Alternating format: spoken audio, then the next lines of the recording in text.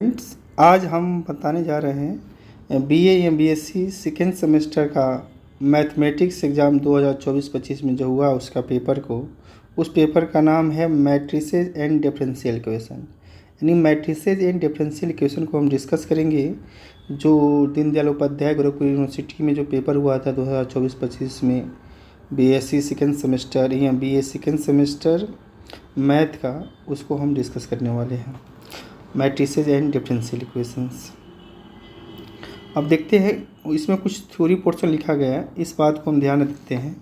करें कि ये system of non homogeneous linear equation. ये system of non homogeneous linear equation क्या होता है? अगर A X equal to B के फार्म में लिखा गया हो, क्या लिखा गया है? A X equal to B के फार्म में लिखा गया हो, तो यानी A X equal to B के फार्म में लिखा गया हो, तो ये जो इक्वेशन होगा ये कहलाता है नॉन होमोजीनियस लीनियर इक्वेशंस कहलाता है। इसमें क्या करते हैं हम, ए मैट्रिक्स को और डॉटेड बी को एक साथ लेकर एक आगमेंटेड मैट्रिक्स बनाते हैं। इस मैट्रिक्स को हमने मान लेते हैं सी मान लेते हैं, तो इसको आगमेंटेड मैट्रिक्स कहते हैं। तो इसका रैंक पता करेंगे और जो मैट्रिक्स ए है उसका रैंक हम पता करेंगे। उसके बाद आगे हम डिस्कस करते हैं इसके बारे में। तो पॉइंट ये है कि the system of non homogeneous linear equation क्या होगा, A X equal to B के फार्म होगा। तो find rank of A find करेंगे। क्या करेंगे हम? रैंक ऑफ ए फाइंड करेंगे and rank of augmented matrix A B, या rank of augmented matrix C. जो सी अभी बता रहे थे हमने, क्या होता है, ए और बी के एक साथ जब रखते हैं मैट्रिक्स के फार्म में, उसका जो रिंग निकालते हैं, तो ये जो मैट्रिक्स ए और बी को जो एक साथ फार्म में रखेंगे यह आगमेंटेड मैट्रिक्स कहलाएगा। इसका रिंग निकालेंगे और मैट्रिक्स ऑफ ए का रिंग निकालेंगे। किस फार्म में निकालेंगे? एसिलॉन फार्म में चेंज करके दोनों का हम रिंग निकालेंगे। रिंग निकालने के बाद अगर रिंग ऑफ सी जो आगमेंटेड मैट्रिक्स था और रिंग ऑफ ए दोनों बराबर हो जाए, तो then the system of equation is a consistent होगा। तो सिस्टम ऑफ इक्वेशन क्या होगा? कॉन्सिस्टेंट होगा and there exist a solution, और इस केस में सोल्यूशन एग्जिस्ट करेगा। अगर rank of C that is a rank of augmented matrix not equal to हो जाएगा रैंक ऑफ ए का, तो then the system of equation is a inconsistent होगा। तो सिस्टम ऑफ इक्वेशन क्या होगा? इनकॉन्सिस्टेंट होगा and if has no solution, इस केस में कोई सोल्यूशन नहीं मिलेगा। अगर मानते हैं कि जब हमारा मैट्रिक्स क्या होता है, rank of augmented matrix rank of A same होता है, तो उस केस में सोल्यूशन मिलेगा। तो सोल्यूशन दो टाइप्स के मिलेंगे। अगर रैंक ऑफ सी बराबर रैंक ऑफ ए है तो सोल्यूशन मिलेगा, और ये दोनों किसके बराबर हो जाए? नंबर्स ऑफ अननोन्स के बराबर हो जाए, तो then there exist a unique solution मिलेगा। तो इस केस में क्या मिलेगा? एक यूनिक सोल्यूशन मिलेगा, यानी वन सोल्यूशन मिलेगा।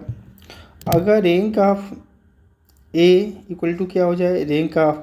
Rank of augmented matrix C बराबर रैंक ऑफ ए, और किसके बराबर हो जाए? नंबर्स ऑफ अननोन से लेस देन हो जाए। जब नंबर ऑफ अननोन से लेस देन हो जाए तो then there exist an infinite solution. इस केस में क्या मिलेगा? इनफाइनाइट नंबर ऑफ सोल्यूशन मिलेगा, यानी मोर देन वन सोल्यूशन मिलेगा। यानी कहने का मतलब ये है कि जब रैंक ऑफ ए इक्वल हो जाता है हमारे किसके बराबर? रैंक ऑफ ए और आगमेंटेड मैट्रिक्स दोनों बराबर हो जाएंगे किसके? नंबर ऑफ अननोन्स के। तो इस केस में हमारा वन सोल्यूशन मिलेगा, उसी को हम यूनिक सोल्यूशन कहेंगे। अगर rank of C rank of A के बराबर हो लेकिन नंबर्स ऑफ अननोन से क्या हो? लेस देन हो, तो then there exist infinite solution, यानी मोर देन वन सोल्यूशन मिलेंगे। अब इसमें रिमार्क पॉइंट दिया गया है एक, करें कि इन case of infinite solutions be assign arbitrary solution की तरह कैसे निकालते हैं हम? नंबर्स ऑफ अननोन्स में क्या करेंगे? माइनस करेंगे रैंक ऑफ आगमेंटेड मैट्रिक्स। जो सी बनाए थे आगमेंटेड मैट्रिक्स, तो रैंक ऑफ सी क्या करेंगे? सब्ट्रैक्ट करेंगे। आगे चलते देखते हैं क्वेश्चन ने किस चीज़ में पॉइंट दिया गया है। करें कि जब system of homogeneous linear equation होगा वो किस फॉर्म में होगा? ए एक्स क्या हो जाएगा? A X equal to null matrix के फॉर्म में हो जाएगा। करें कि ऑलवेज कॉन्सिस्टेंट होगा, ये जो होगा होमोजीनियस ये ऑलवेज कॉन्सिस्टेंट होगा because there exist a trivial solution. इसका क्या होगा? ऑलवेज एक ट्रिवियल सोल्यूशन मिलेगा, उसी को नल सोल्यूशन कहेंगे। मतलब ऑलवेज को सेटिस्फाई करने वाला सोल्यूशन मिलेगा, उस सोल्यूशन को ट्रिवियल सोल्यूशन या नल सोल्यूशन कहेंगे। जो सोल्यूशन होगा वो क्या होगा, x1 x2 सारे क्या होंगे, xn सब जीरो वैल्यू होंगे जो इस इक्वेशन को सेटिस्फाई करेंगे। आगे इसमें क्या कर रहा है, पॉइंट 2 मिलेंगे। पॉइंट ए कह रहा है कि अगर फाइंड रैंक ऑफ, हम क्या करते हैं, रैंक ऑफ ए फाइंड करते हैं यूजिंग एसिलॉन फॉर्म से। अगर रैंक ऑफ ए निकालते हैं और नंबर्स ऑफ अननोन्स के इक्वल हो जाता है तो so there exist unique solution या ट्रिवियल सोल्यूशन, और x1 x2 dot dot xn क्या होंगे, सब जीरो होंगे। यानी रैंक ऑफ ए निकालें और नंबर्स और नोन्स निकालें, दोनों क्या हो जाए, बराबर हो जाए। यानी रैंक ऑफ ए किसके बराबर हो जाए, नंबर्स ऑफ अननोन्स के। तो इस केस में जो सोल्यूशन मिलेगा वो क्या होगा, यूनिक सोल्यूशन या ट्रिवियल सोल्यूशन। यूनिक सोल्यूशन को ही ट्रिवियल सोल्यूशन कहते हैं। ये जो ट्रिवियल सोल्यूशन क्या होगा, x1 x2 सारे क्या होंगे, xn सब जीरो के बराबर होंगे। और दूसरा केस बनेगा कि अगर रैंक ऑफ ए निकालें और नंबर्स ऑफ अननोन से क्या हो गया, लेस देन हो गया, तो so there exist infinite number of solution मिलेंगे और क्या होंगे, नॉन ट्रिवियल सोल्यूशन कहलाएंगे। क्या कहलाएंगे, नॉन ट्रिवियल सोल्यूशन कहलाएंगे। करे रिमार्क में in case of infinite solution B S I, arbitrary solution किसके बराबर होंगे, numbers of unknowns minus rank of A निकालेंगे तो जो होमोजीनियस फॉर्म में होगा तो इस केस में उसके सोल्यूशन मिलेंगे। आगे बढ़ते हैं, क्वेश्चन देखते हैं। देखो क्वेश्चन नंबर फर्स्ट देख रहे हैं। क्वेश्चन नंबर फर्स्ट ये समझने की कोशिश कर रहे हैं कि कर रहा है कि find the rank of matrix A. Rank निकालना नहीं, कह रहा है कि find the rank of a matrix ए। एक मैट्रिक्स दिया गया है, देखो मैट्रिक्स क्या है, यह हमारा 4 रो है और क्या 4 कॉलम, 4x4 का मैट्रिक्स है, ठीक है। अब इसका रैंक बताना है। रैंक बताने के लिए देखते हैं इसमें सेम नंबर है, सारे नंबर क्या सेम नंबर है, क्या है 2025 दिया गया है सारे नंबर में। तो अब यहाँ ध्यान देना है, अगर इसको हम R1 रो मानते हैं, इसको R2, इसको R3, R4 मानते हैं, तो R1 को R2, R3, R4 में सब्ट्रैक्ट कराएंगे तो सब जीरो हो जाएगा, तो एक हमारा नॉन जीरो रो बच जाएगा। तो जानते हैं कि रैंक ऑफ ए निकालते हैं तो क्या होता है, numbers of non zero row in the echelon form. Echelon form change करने के बाद उस मैट्रिक्स का हम नॉन जीरो रो देखते हैं और जितने नॉन जीरो रो होते हैं वही उस मैट्रिक्स का रैंक हो जाता है। तो इसमें नॉन जीरो रो कितने हैं, सिर्फ 1 है, तो नॉन जीरो रो 1 है तो इसलिए इस मैट्रिक्स का रैंक कितना हो जाएगा, 1 हो जाएगा। तो रैंक निकालने के लिए हम एसिलॉन फॉर्म यूज़ करते हैं, उससे आसानी से हो जाता है। तो एसिलॉन फॉर्म क्या करते हैं कि एसिलॉन फॉर्म के लिए हम बताए थे कि डायगोनल के नीचे क्या करेंगे, सारे एलिमेंट को हम जीरो करते हैं और कोशिश करते हैं कि डायगोनल के एलिमेंट 1 हो जाए, ये तो और आसानी से हम जीरो कर सकते हैं। अगर 1 ना हो तो किसी का मल्टीपल भी हो तो उससे भी हम आसानी से जीरो बना सकते हैं। मेरा टारगेट यही रहता है कि डायगोनल के नीचे के जितने भी एलिमेंट है सबको जीरो बनाना। जब जीरो बना देंगे तो वही एसिलॉन फॉर्म में हो जाएगा। और उसके बाद हम देख लेते हैं कि कितने नॉन जीरो रो है, जितने नॉन जीरो रो होंगे वही उस मैट्रिक्स का रैंक हो जाएगा। तो इस मैट्रिक्स का रैंक क्या हो जाएगा, 1 होगा। तो इससे यह भी कर सकते हैं कि कोई भी स्क्वायर मैट्रिक्स होगा जिसके सारे एलिमेंट सेम होंगे तो उसका रैंक कितना होगा, 1 होगा। तो इस कॉन्सेप्ट का भी आप यूज कर सकते हैं किसी क्वेश्चंस में। अब इसमें ध्यान देना है कि कह रहा है कि द मैट्रिक्स, एक क्वेश्चन दिया गया इसको समझते हैं। कह रहा है कि the characteristics equations of the matrix ए। अब कोई मैट्रिक्स ए दिया गया है जिसका कैरेक्टरिस्टिक्स इक्वेशन निकालना है। अब कैरेक्टरिस्टिक्स इक्वेशंस क्या होता है, सबसे पहले फार्मूले को देखेंगे हम। अब यहाँ देखो लिखा गया है द कैरेक्टरिस्टिक्स इक्वेशंस ऑफ किसी मैट्रिक्स का, ए माइनस लेमडा आई का डिटर्मिनेंट इक्वल टू 0 निकालते, ये फार्मूला होता है। द कैरेक्टरिस्टिक्स इक्वेशन इज कितना होता है, ए माइनस लेमडा आई का determinant equal to 0, A minus lambda I का डिटर्मिनेंट इक्वल टू 0।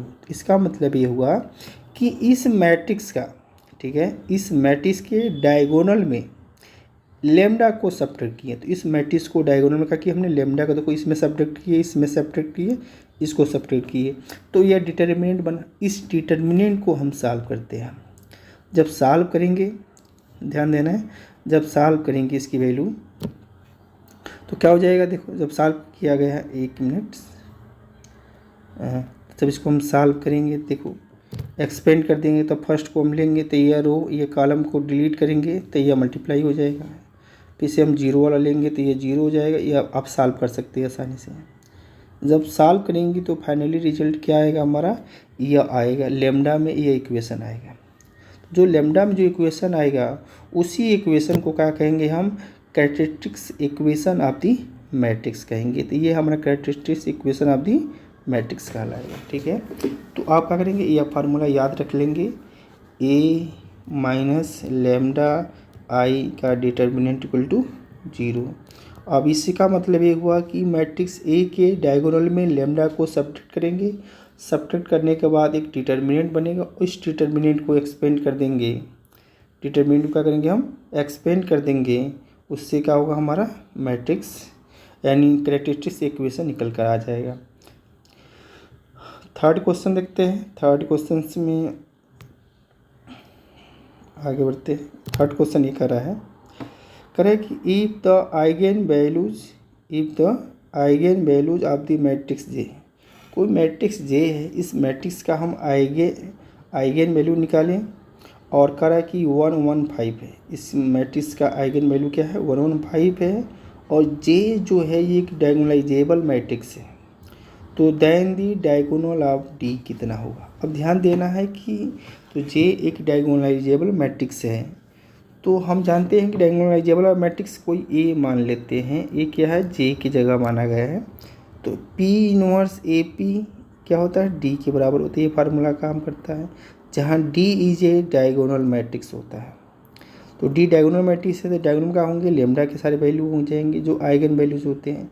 तो आइगन वैल्यूज क्या दिया गया है, 115 दिया गया, 115 दिया गया। तो 115 रख देंगे, इसका मतलब पहला हमारा क्या हो जाएगा, सही हो जाएगा।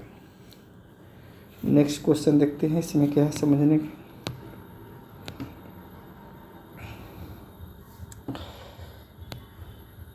नेक्स्ट क्वेश्चन ये देखते हैं।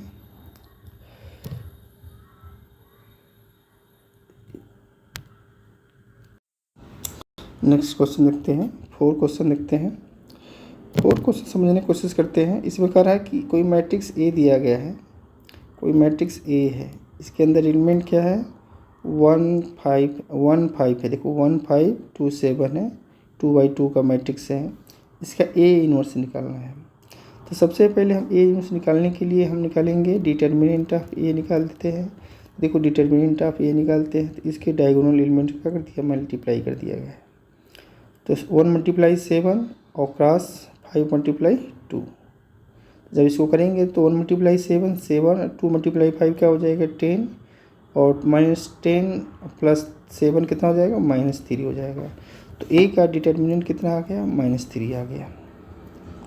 अब हमको निकालना है क्या, ए इनवर्स निकालना है।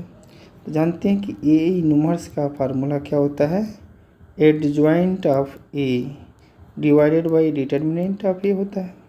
अब एडजॉइंट ऑफ ए निकालेंगे। एडजॉइंट ऑफ ए क्या करते हैं, हर नंबर का निकालते हैं। तो इसका एक एडजॉइंट निकालने का तरीका ये है कि 2/2 का, तो डायगोनल के एलिमेंट को जो होता है रिवर्स कर देते हैं। जैसे 1 7 है तो 7 2 कर देंगे और जो इस डायगोनल का एलिमेंट है उसको नेगेटिव कर देते हैं। ठीक है, ये डायगोनल आप जब से निकालते हैं सबका कोफैक्टर निकाल कर ट्रांसपोज नहीं ले लेंगे तभी आपका हो जाएगा। तो यह तरीका आसान होगा, तो ऐसा निकाल सकते हैं। तो एडजॉइंट निकाल लेंगे। तो निकालने के बाद क्या करेंगे हम, adjoint of A divided by determinant of A करेंगे। तो मैट्रिक्स में क्या करेंगे, -3 से मल्टीप्लाई कर लेंगे, -3 से। इसका मतलब हुआ कि मैट्रिक्स में किसी भी नंबर से मल्टीप्लाई करने का मतलब हर एलिमेंट में मल्टीप्लाई कर देंगे। तो हर एलिमेंट में मल्टीप्लाई कर दिए। मल्टीप्लाई करने के बाद देखिए क्या आ रहा है हमको, तो इसमें से कौन सा ऑप्शन दिख रहा है, ऑप्शन हमारा फर्स्ट दिख रहा है। ठीक है, तो ए इनवर्स ऐसे निकाल लेंगे। अब नेक्स्ट क्वेश्चन कर रहा है, नेक्स्ट क्वेश्चन यह है कि कह रहा है कि ये मैट्रिक्स ए दिया गया है, a + i alpha -b + i del B नहीं बीटा है, अल्फ़ा + i गामा और -बीटा + i डेल और beta + i del alpha -i gamma दिया गया है। कह रहा है कि जो मैट्रिक्स ए है ये यूनिटरी मैट्रिक्स है। जब यूनिटरी मैट्रिक्स है तो इसका कंडीशन क्या होता है कि ए और ए का कॉन्जुगेट ट्रांसपोज मतलब ए के पावर थीटा, इसको कहते हैं कि ए का कॉन्जुगेट ट्रांसपोज। लेफ्ट में करें या राइट में करें तो ए के पावर थीटा और ए इक्वल टू क्या होता है, आइडेंटिटी मैट्रिक्स होता है। तो अब जब कोई यूनिटरी मैट्रिक्स रहता है तो इस कंडीशन को होल्ड करता है, तो मान लीजिए होल्ड कर रहा है।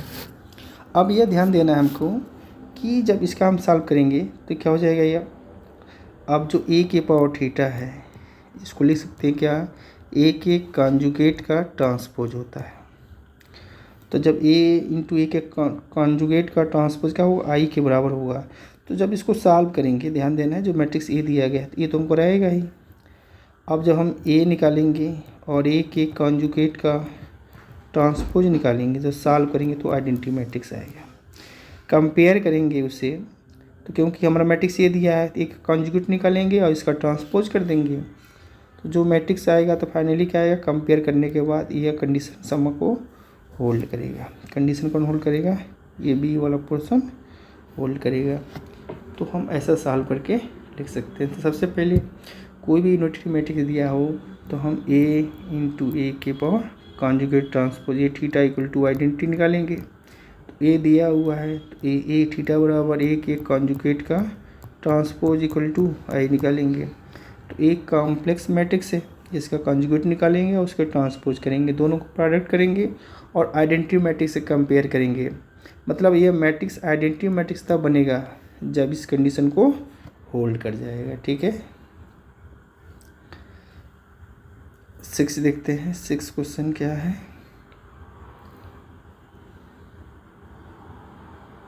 ठीक है। 6 क्वेश्चन में 1 मिनट।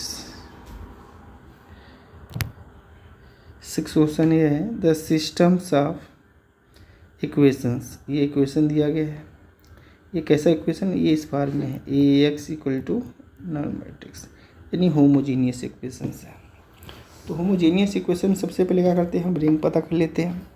तो रेंज पता करने के लिए इस मैट्रिक्स ए का ए दिया गया है, इसका हम डिटर्मिनेंट निकाल लेते हैं। जब डिटर्मिनेंट निकाले तो इसकी वैल्यू क्या आ गई, 2 आ गई। डिटर्मिनेंट निकाल लेंगे, 2 आने के बाद क्या करेंगे, ए का डिटर्मिनेंट क्या होगा, नॉट इक्वल टू 0 हुआ। तो इसका मतलब मैट्रिक्स ए का जो रैंक होगा वो क्या होगा, लेस देन 3 होगा। क्या होगा, लेस देन 3 होगा। तो जब लेस देन 3 हो जाएगा, क्योंकि 2 तो हो नहीं रहा है, तो लेस देन 3 हो जाएगा। तो इस केस में क्या हो जाएगा कि rank of A less than equal to 3, यानी नॉट इक्वल टू 3, यानी लेस देन क्या हो जाएगा, इसका रैंक 3 हो जाएगा। ध्यान देना है। तो कह रहा है कि rank of A equal to 3 less than 3 हो जाएगा, नॉट इक्वल टू 3 मैंने इसका रैंक 3 हो जाएगा, नहीं लेस देन 3 नहीं होगा। ध्यान देना है, क्योंकि इस मैट्रिक्स का आर्डर 3/3 है ना, मैट्रिक्स का आर्डर कितना है, 3/3 का है। जो मैट्रिक्स का आर्डर कितना है, 3/3 का है। तो इसको सॉल्व किया हमने, तो इसका डिटरमिनेंट 0 नहीं आया, तो ए इसका रैंक कहलाएगा, इसका आर्डर ही इसका रैंक कहलाएगा। तो मैट्रिक्स ए का जो आर्डर है यानी रैंक ऑफ ए जो हो जाएगा ये 3 हो जाएगा, और नंबर्स ऑफ अननोन्स भी 3 है। तो इस केस में कैसा सोल्यूशन मिलेगा, ट्रिवियल सोल्यूशन मिलेगा। कैसा सोल्यूशन मिलेगा, ट्रिवियल सोल्यूशन मिलेगा। तो ये ध्यान देना है, ये कंडीशन आगे भी यूज़ कर लेंगे हम। अब ये जो हम बताए थे कि अगर रैंक ऑफ ए क्या हो जाए, इक्वल हो जाए नंबर्स ऑफ अननोन्स के, तो नंबर्स ऑफ अननोन्स कितने हैं, 3 के इक्वल हो जा रहा है। तो इस केस में क्या होगा, हमको ट्रिवियल सोल्यूशन मिलेंगे, यानी ऑप्शन सी इसका सही हो जाएगा। और देखा ये लिखा गया है, तो सिस्टम है जो ओनली द ट्रिवियल सोल्यूशन होगा। सारे वैल्यू क्या होंगे, x बराबर 0, y बराबर 0 और z बराबर 0 होंगे। देखते हैं कि ये 7 क्वेश्चंस क्लियर पेज नहीं आया है, नेक्स्ट में इसका 8 किया गया है। नेक्स्ट वाला देख लेते हैं इसको। अब यहाँ देख लेते हैं, देखते हैं 8 देख लो। 8 में यह समझ में आ रहा है, करें कि if the rank of matrix A, matrix ए का जो रैंक दिया गया है 2 दिया गया है, तो वैल्यू ऑफ अल्फ़ा बताना है। जब मैट्रिक्स का रैंक आर्डर देखो, मैट्रिक्स का आर्डर क्या है, 3/3 है, लेकिन रैंक 2 दिया गया है, तो इसका मतलब हुआ कि determinant of A equal to 0 है। ठीक है, तो डिटर्मिनेंट आप इक्वल टू 0 कर दिए। अब इसको सॉल्व किए, सॉल्व करने के बाद कितना आया, 0 मान कर चले, सॉल्व किए तो लेमडा का वैल्यू कितना आ गया, 2 आ गया। लेमडा का वैल्यू कितनी आ गई, 2 आ गई।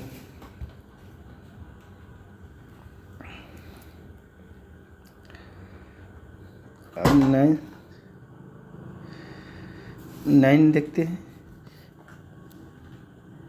9 में क्वेश्चन नंबर 9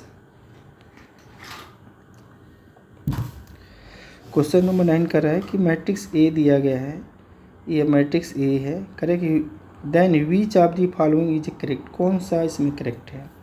करेक्ट होने का मतलब ये दिया गया है एक हमारा मैट्रिक्स पॉलिनोमियल के फॉर्म में। तो सबसे पहले इस मैट्रिक्स ए का क्या करेंगे हम, A minus lambda I determinant equal to 0, तो कैरेक्टरिस्टिक्स इक्वेशन निकालेंगे।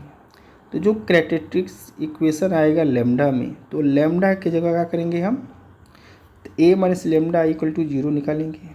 तो ये हमने निकाला ए माइनस लेमडा इक्वल टू 0। निकालने के बाद क्या किया हमने, डायगोनल में लेमडा को सब्ट्रैक्ट किया, इसको सॉल्व किया। सॉल्व करने के बाद क्या किया हमने, देखो यहाँ सॉल्व किया गया है, तो ये हमने ये एलिमेंट ले लेते हैं। अब डिटरमिनेंट को सॉल्व करना भी आना चाहिए।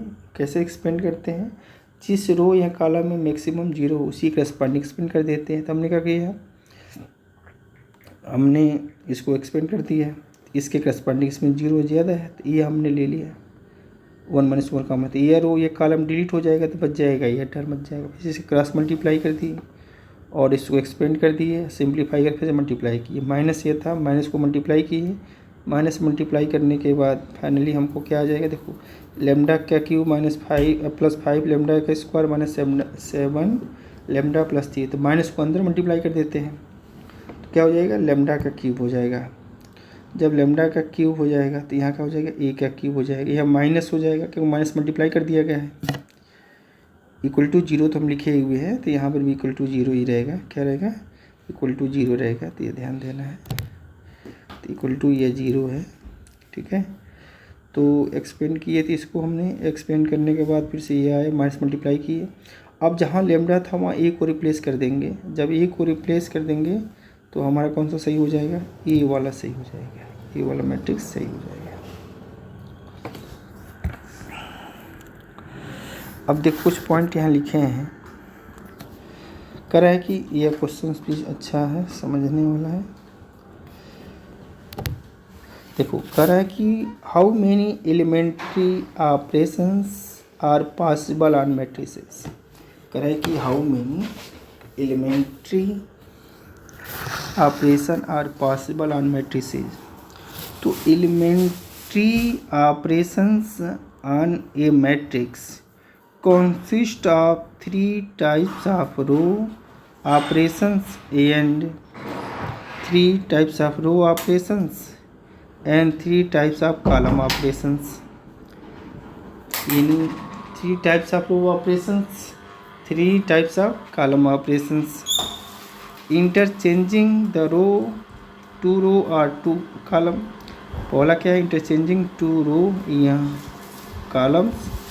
दूसरा मेथड है multiply a row or columns by a non zero scalars. Third क्या है, adding a multiple of 1 row or column of another row और मैट्रिक्सेस। यानी कहने का मतलब ये हुआ कि हम जो एलिमेंट्री ऑपरेशन करते हैं तो 3 टाइप्स में रोज में कर सकते हैं और 3 टाइप से कॉलम में कर सकते हैं। तो ये लिख रहा है कि since there are 3 types for row operations और 3 टाइप्स ऑफ कॉलम ऑपरेशंस, तो total numbers of elementary operations कितना होगा, 3 + 3 6 हो जाएगा। तो इसका आंसर कितना हो जाएगा, 6 हो जाएगा, ये ध्यान देना है। नेक्स्ट क्वेश्चन देखते हैं। नेक्स्ट में यह है कि the characteristics equations of a matrix. तो कोई मैट्रिक्स दिया गया है, इसका कैरेक्टरिस्टिक्स इक्वेशन निकालना है। कैरेक्टरिस्टिक्स इक्वेशन निकालने के लिए ए माइनस लेमडा आई का डिटर्मिनेंट क्या करते हैं, 0 करते हैं। अब इसको सॉल्व करते हैं। तो ए माइनस लेमडा आई का डिटर्मिनेंट इक्वल टू 0। अब डायगोनल में क्या करेंगे, लेमडा को सब्ट्रैक्ट करेंगे या क्रॉस मल्टीप्लाई कर देंगे। क्रॉस मल्टीप्लाई की तो जब क्रॉस मल्टीप्लाई किए तो ये क्या हो जाएगा, 1 माइनस लेमडा 3 माइनस लेमडा हो जाएगा, और ये 2 मल्टीप्लाई ये हो जाएगा, तो -4 मल्टीप्लाई 2 हो जाएगा। इसको मल्टीप्लाई करेंगे तो लेमडा का स्क्वायर -4 लेमडा प्लस 3, अब माइनस से क्या होगा, 4 दूनी 8 हो जाएगा। बैलेंस करेंगे इसको, थोड़ा सा ऐड करेंगे तो क्या होगा, -8 3 -5 हो जाएगा। तो ये हमारे क्वेश्चन आ गया, लेमडा स्क्वायर -4 लेमडा -5, और यही हमारा क्या हो जाएगा, कैरेक्टरिस्टिक्स इक्वेशन हो जाएगा। ये ध्यान देना है, कैरेक्टरिस्टिक्स इक्वेशन निकालने के लिए a माइनस लेमडा आई का डिटर्मिनेंट इक्वल टू 0 यह सॉल्व करते हैं। इसका मतलब वो डायगोनल में लेमडा को सब्ट्रैक्ट करते हैं। आगे बढ़ते हैं क्वेश्चंस। 12 क्वेश्चंस क्या कर रहा है, 12 क्वेश्चंस कर रहा है कि the characteristics roots of a Hermitian matrix are all. करने का मतलब है कि ये हर्मिटियन अवयव के सभी अभिलाक्षणिक मूल्य होते हैं, यानी characteristics roots of a Hermitian matrix are all क्या होते हैं, रियल होते हैं। नेक्स्ट क्वेश्चन, नेक्स्ट कर रहा है कि अगर रैंक ऑफ ए और रैंक ऑफ ऑगमेंटेड मैट्रिक्स बराबर आर यानी एन के बराबर हो जा रहा है, दोनों रैंक ऑफ ए निकाले और रैंक ऑफ ऑगमेंटेड मैट्रिक्स निकाले, उसका रैंक आर है, वो एन के बराबर है। एन बता रहा है कि एन क्या है, नंबर ऑफ वेरिएबल्स है, तो देन दिस सिस्टम क्या होगा, तो सिस्टम जो होगा वो यूनिक सोल्यूशन रखेगा। सिस्टम कैसा रखेगा, यूनिक सोल्यूशन रखेगा। तो ये हमने पढ़ चुके थे कि अगर rank of A rank of augmented matrix बराबर नंबर्स ऑफ अननोन्स के बराबर होगा, तो इस केस में सिस्टम ऑफ इक्वेशन का होगा, यूनिक सोल्यूशन रखेगा। अगर रैंक ऑफ ए बराबर rank of augmented matrix less than हो जाए एन से, द सिस्टम हैज़ क्या करेगा, इनफाइनाइट मेनी सोल्यूशन रखेगा, इनफाइनाइटली मेनी सोल्यूशन रखेगा। अगर जो rank of A not equal to rank of augmented matrix, the system ये क्या होगा, इनकॉन्सिस्टेंट होगा, हैज नो सोल्यूशन, इस किस्म कोई भी सोल्यूशन नहीं रखेगा। ये बात ध्यान में रखना है। नेक्स्ट क्वेश्चन चलते हैं, 14 क्वेश्चन देखते हैं। 14 ये है कर है कि द कैरेक्टरिस्टिक्स रूट्स ऑफ ए। अब देखो ध्यान देना है, तो कैरेक्टरिस्टिक्स रूट्स ऑफ ए क्या करेंगे, हम कैरेक्टरिस्टिक्स इक्वेशन निकालेंगे, ए माइनस लेमडा आई का डिटर्मिनेंट इक्वल टू 0, इसको सॉल्व करेंगे। तो ए माइनस लेमडा आई का डिटर्मिनेंट इक्वल टू 0, लेमडा को डायगोनल में सब्ट्रैक्ट किए, अब इसको सिंप्लीफाई किए, क्या किए, क्रॉस मल्टीप्लाई किए, तो ये टर्म आएगा। अब इसमें लेमडा की वैल्यू क्या हो जाएगी, एक 3 हो जाएगी, एक -1 आएगी। तो यही कह रहा है कि कैरेक्टरिस्टिक्स रूट्स क्या कहलाएंगे, जो लेमडा की वैल्यू आएंगे उसी को हम कैरेक्टरिस्टिक्स रूट्स कहेंगे। यह बात ध्यान में देना है। 15 देखते हैं, कह रहा है कि इफ़ ए कोई मैट्रिक्स ए दिया गया है, कह रहा है कि देन दी कैरेक्टरिस्टिक्स रूट्स, इस मैट्रिक्स का कैरेक्टरिस्टिक्स क्या होगा, रूट्स क्या होंगे। तो ए माइनस लेमडा आई का डिटर्मिनेंट इक्वल टू 0, तो डायगोनल में लेमडा को सब्ट्रैक्ट किए और सिंप्लीफाई किए, तो फाइनली क्या आएगा हमको, यह मल्टीप्लाई किए, सिंप्लीफाई किए, फैक्टर किए, तो लेमडा की वैल्यू आया 1 और 4। तो जो 1 और 4 क्या कहलाएगा, इसका कैरेक्टरिस्टिक्स रूट्स कहलाएंगे। 16 देखते हैं, करें कि find the rank of a matrix, matrix ये दिया गया है, इसका रैंक निकालना है। तो सबसे पहले क्या करेंगे, इस मैट्रिक्स को यानी एसिलान फॉर्म में चेंज करेंगे। एसिलान फॉर्म क्या होता है, डायगोनल के नीचे 0 बनाते हैं।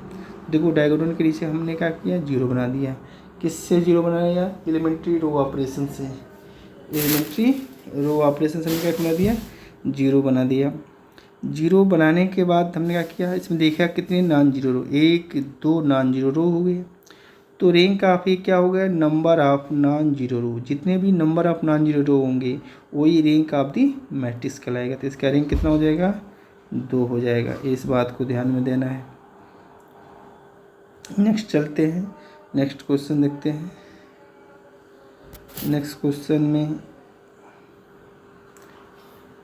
क्वेश्चन ये है कि द मैट्रिक्स ए दिया गया है, इसमें कम्प्लेक्स नंबर है। तो इस पता करना है कि ये जो मैट्रिक्स है इसके डायगोनल के एलिमेंट क्या है, रियल है, अभी पढ़े थे जस्ट इसके ऊपर। तो यह मैट्रिक्स कैसा होगा, हार्मिशियन मैट्रिक्स हो जाएगा। अब इसको चेक करने की प्रॉपर्टी कैसे होता है कि कोई भी मैट्रिक्स हार्मिशियन मैट्रिक्स होगा तो ए बराबर ए का ट्रांसपोज कॉन्जुगेट ट्रांसपोज का होता है बराबर होता है। तो इसमें हो जा रहा है, तो ए का ट्रांसपोज कॉन्जुगेट का होता है बराबर होता है। और कंडीशन क्या होता है कि जो ए आई जे होता है वो बराबर होता है ए जे आई के कॉन्जुगेट का।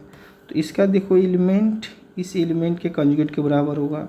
इसका एलिमेंट रियल है तो ये रियल ही रहेगा, ये कॉम्प्लेक्स है तो इसका ये कॉन्जुगेट के बराबर हो जा रहा है।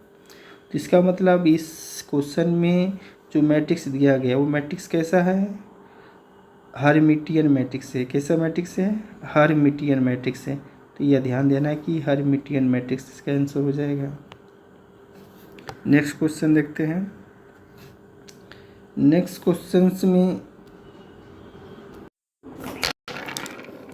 क्वेश्चन देखते हैं 18 देखते हैं।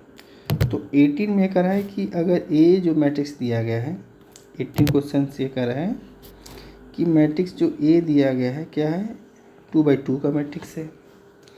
अब कह रहा है कि ए के पावर 8 कितना होगा, ए दिया गया। तो सबसे पहले ए के पावर ए स्क्वायर हम निकालते हैं। ए स्क्वायर का मतलब ए मैट्रिक्स का ए में मल्टीप्लाई करते हैं तो एक पैटर्न बन जाएगा। इसमें 5 कॉमन लेते हैं, आइडेंटिटी मैट्रिक्स क्या हो जाएगा, ये 5i बन जा रहा है। मतलब स्क्वायर निकाल कर हमने देखा कि एक पैटर्न बना, उस पैटर्न को हमने अरेंज कर दिया आइडेंटिटी के फॉर्म में। अब ए के पावर 8 को हमने लिखा है जो ए स्क्वायर के टर्म में अरेंज किया, ए स्क्वायर के टर्म में हम अरेंज कर सकते हैं क्योंकि ए के पावर 8 को ले सकते हैं, ए स्क्वायर का पावर 4 लिख सकते हैं क्योंकि पावर का होल पावर मल्टीप्लाई हो जाता है। अब ए स्क्वायर कितना है 5i, तो 5i कर देंगे यहाँ पर। तो यहाँ क्या हो जाएगा 5i, तो इसका पावर 4 का हो जाएगा 5 के पावर 4 हो जाएगा, i के पावर 4 हो जाएगा। i आइडेंटिटी है तो इसका i ही रहेगा। i के पावर 4 लिख सकते हैं क्या हम, 5 का स्क्वायर और 5 का स्क्वायर। 5 का स्क्वायर कितना होगा 25, 25 मल्टीप्लाई कर देंगे तो इसका मल्टीप्लाई करेंगे तो कितना हो जाएगा ये 625i हो जाएगा। ठीक है, कितना हो जाएगा 625i, ऐसा निकाल सकते हैं। नेक्स्ट क्वेश्चन देखते हैं। करें कि ये सिस्टम ऑफ इक्वेशन, देखो 2 इक्वेशन दिया गया है जो 10th में पढ़ते थे हमने, x + 2y = 4 और 3x + 2y = 2 दिया गया है। अब इसमें हम कंपेयर करके देख रहे हैं कि a1/a2 नॉट इक्वल टू, यानी a1/a2 नॉट इक्वल टू क्या हो रहा है, b1/b2 हो रहा है। जब a1/a2 not equal to b1/b2 कैसे, जैसे x का कोफिशिएंट 1 है, नीचे में क्या है 3 है, और यहाँ क्या है 1 है, नीचे भी 1 है, तो क्या हुआ 1/3 नॉट इक्वल टू 1 के बराबर होगा। तो ये वाला कंडीशन बन रहा है। अब करें कि the 2 lines intersect of at exactly 1 point. इस केस में दोनों लाइन क्या करते हैं, इंटरसेक्ट करते हैं किसी एक पॉइंट पे। करने का मतलब इसको सॉल्व करेंगे तो x की वैल्यू y की वैल्यू हमको मिल जाएगी। जब x की वैल्यू y की मिली तो क्या कोई एग्जैक्ट 1 पॉइंट मिलेगा। तो सलूशन कैसा होगा, तो इस सलूशन इस केस में क्या होगा, यूनिक सलूशन हो जाएगा। कैसा सलूशन होगा, यूनिक सलूशन हो जाएगा क्योंकि इसको हम सॉल्व कर सकते हैं, x की वैल्यू 1 निकाल सकते हैं, y की वैल्यू x निकाल सकते हैं। नेक्स्ट क्वेश्चन देखते हैं। नेक्स्ट सेम इस चीज़ से मिलता जुलता है। अब देखो नेक्स्ट में क्या कर रहा है, सिस्टम ऑफ इक्वेशन 2 इक्वेशन दिया गया है। अब इसमें देख रहे हैं हमने कि a1/a2 equal to b1/b2 equal to c1/c2 हो जा रहा है। कैसे, क्योंकि जब इसको लाएंगे हम तो माइनस हो जाएगा, भी माइनस हो जाएगा, तो यह 4 3 12 1/3 1/3 1/3 सब आ जा रहे हैं। तो a1/a2 b1/b2 c1/c2 कंपेयर करेंगे तो ये आएगा 1/3। अब इसको करेंगे तो 2/6, वापिस इसको करेंगे तो कितना हो जाएगा 4/12, माइनस आएगा जब इधर करेंगे तो फिर कैंसिल होगा, प्लस ही हो जाएगा। तो फाइनली क्या आएगा 1/3, सबका सेम आई आ रहा है। तो कंडीशन हमारा यह फॉलो कर रहा है।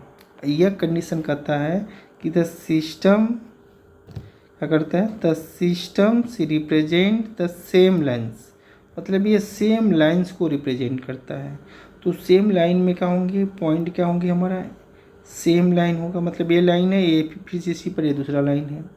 तो इसमें लाइक करेगा कितना, इनफाइनाइट नंबर ऑफ सोल्यूशन मिलेंगे। इस केस में क्या होंगे, इनफाइनाइट सोल्यूशन मिलेंगे। क्या मिलेंगे, इनफाइनाइट सोल्यूशन मिलेंगे। नेक्स्ट देखते हैं 21 ही कह रहा है कि the characteristics value A, characteristics value A matrix are कितना होगा, तो इसकी वैल्यू निकालना है। तो क्या करेंगे हम, ए माइनस लेमडा आई का डिटर्मिनेंट इक्वल टू 0 निकालेंगे। तो ए माइनस लेमडा आई का डिटर्मिनेंट इक्वल टू 0, इसका मतलब वो डायगोनल में लेमडा को सबट्रैक्ट करते हैं, सॉल्व करेंगे तो डायगोनल क्रॉस मल्टीप्लाई किए, ये इक्वल टू 0 हो जाएगा। तो लेमडा का वैल्यू 3 और लेमडा की वैल्यू ये माइनस माइनस प्लस हो जाएगा, यानी लेमडा की वैल्यू कितना आ जाएगा, -1। तो फाइनली क्या आएगा, 3 - 1 लेमडा की वैल्यू हो जाएगी, वही हमारा कैरेक्टरिस्टिक्स वैल्यू कहलाएगी। नेक्स्ट चलते हैं, नेक्स्ट में देखते हैं कि करें कि the eigen value of A कितना है, 2 3 4 है। तो then the eigen value of A square, मतलब ए की आइगन वैल्यू कुछ दिया गया है और कुछ दिया गया है, कह रहा है कि ए स्क्वायर का आइगन वैल्यू बताना है हमको।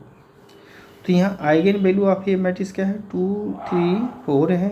तो आइगन वैल्यू ए स्क्वायर निकालना है। एक थ्योरम होती है कि lambda is a eigen value of the matrix A, lambda is a eigen value of the matrix A, तो देन लेमडा के power n is the eigen value of A के power n हो जाता है। अगर आइगन वैल्यू ए का पता है तो eigen value of A square क्या करेंगे, इसका हम स्क्वायर कर देंगे। तो 2 का स्क्वायर 4, 3 का स्क्वायर 9 और 4 का स्क्वायर कितना हो जाएगा, 16। तो मतलब सी वाला ऑप्शन क्या हो जाएगा, सही हो जाएगा। नेक्स्ट चलते हैं, नेक्स्ट क्वेश्चन ये है कि P इनवर्स ए पी किसके बराबर होता है, D के बराबर होता है, ध्यान देना है। P इनवर्स ए पी क्या होगा, D के बराबर होता है, where D is a diagonal matrix containing the eigen value, किसको कंटेन करता है, eigen value of A, A की जो आइगन वैल्यू है उसको कंटेन करता है, और एलांग इट्स डायगोनल में, किसके एलांग, इट्स मेन डायगोनल के एलांग क्या करता है, वो आइगन वैल्यू को कंटेन करता है। तो P इनवर्स ए पी का होगा, D इन डायगोनल मैट्रिक्स हो जाएगा। 24 देखते हैं, 24 में ये कह रहा है कि A is a unitary matrix, तो देन ए इनवर्स क्या हुआ, अगर ए इज ए यूनिटरी मैट्रिक्स है तो देन ए इनवर्स किसके बराबर होगा। आप ध्यान देना है कि A is a unitary matrix है तो ए के पावर थीटा, यानी ए के पावर थीटा को कहते हैं कॉन्जुगेट ट्रांसपोज इनटू ए, क्या होगा, आई आ रहा है, तो इसको कहेंगे कि ये जो मैट्रिक्स है ये यूनिटरी मैट्रिक्स है। अब ध्यान देना है, जब इसमें ए के जो ट्रांसपोज है उसको हम लिख सकते हैं, ध्यान देना है, ए इनवर्स दोनों साइड में मल्टीप्लाई कर दी हमने, दोनों साइड में मल्टीप्लाई कर दी, तो क्या हो जाएगा, A into A inverse identity matrix हो जाएगा, I into A inverse identity आ जाएगा। तो फाइनली हमको आ जाएगा ए थीटा बराबर ए इनवर्स। तो ए थीटा बराबर ए इनवर्स आ रहा है, तो ए इनवर्स की वैल्यू क्या आ जाएगी, ए थीटा आ जा रही है। अब यही हमने पढ़े थे कि a matrix A is a unitary if A के पावर थीटा ए बराबर I, where A theta is the conjugate transpose, क्या होता है, कॉन्जुगेट ट्रांसपोज होता है। तो इस केस में क्या होगा कि अगर ए जो यूनिटरी मैट्रिक्स है तो ए इनवर्स भी क्या होगी, यूनिटरी मैट्रिक्स होगी। ये बात याद कर लेना है, अगर कोई मैट्रिक्स ए है वो यूनिटरी मैट्रिक्स है तो उसका जो इनवर्स निकालेंगे वो भी क्या होगा, यूनिटरी मैट्रिक्स होगा। नेक्स्ट चलते हैं 25, नेक्स्ट चलते हैं 25 में क्या कर रहा है, करें कि if the eigen values of A, अगर आइगन वैल्यूज ऑफ ए क्या है, 4 6 9 है, 4 6 9 है, तो then the eigen value of A inverse, A inverse का आइगन वैल्यू क्या हुआ, करें कि A is the eigen value, A is the eigen value 4 6 9, तो ए इनवर्स का आइगन मान पूछ रहा है। अगर ए का आइगन मान पता है तो ए इनवर्स का आइगन मान क्या होगा, इसी मान का रेसिप्रोकल, जैसे 4 है ए का मान क्या है, आइगन वैल्यू 4 है, तो ए इनवर्स हम कैसे निकालेंगे, ए इनवर्स निकालने के लिए हमने क्या करेंगे, ए इनवर्स निकालने के लिए इसका रेसिप्रोकल कर देंगे, तो 4 का क्या हो जाएगा, 1/4 हो जाएगा, एक मिनट, 1 का क्या हो जाएगा, 1/4 हो जाएगा, और 6 का 1/6 हो जाएगा, और 9 का 1/9 हो जाएगा। तो इसमें से ऑप्शन कौन सा मिल रहा है, बी वाला ऑप्शन मैच कर रहा है। इसमें से एक थ्योरम लिखा गया है कि अगर if lambda is a eigen value of a non singular matrix A, अगर लेमडा क्या है, नॉन आइगन वैल्यू है of a non singular matrix A का, तो 1/लेमडा इज द आइगन वैल्यू किसका होगा, ए इनवर्स का। अगर मैट्रिक्स ए का आइगन वैल्यू लेमडा है तो ए इनवर्स का आइगन वैल्यू 1/लेमडा होगा। इस बात को ध्यान देना है। नेक्स्ट चलते हैं क्वेश्चन।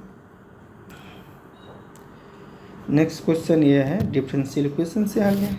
अब इसमें ये कह रहा है कि फॉर ये डिफरेंशियल इक्वेशन इस बार में दिया है dy/dx -1/x y = -1/x²। तो इसका कह रहा है इंटीग्रेटिंग फैक्टर क्या होगा, क्या निकालना है, इंटीग्रेटिंग फैक्टर। तो हम जानते हैं कि the given differential equation of A first order linear differential equation in the form का होता है dy/dx + pxy = qx होता है। ये लीनियर फॉर्म होता है। इसी फॉर्म में क्वेश्चन दिया गया है। तो p यहाँ से कंपेयर कीजिए, p की वैल्यू क्या होगी, -1/x हो जाएगी। तो इंटीग्रेटिंग फैक्टर कैसे होता है, e के पावर इंटीग्रेशन p dx होता है।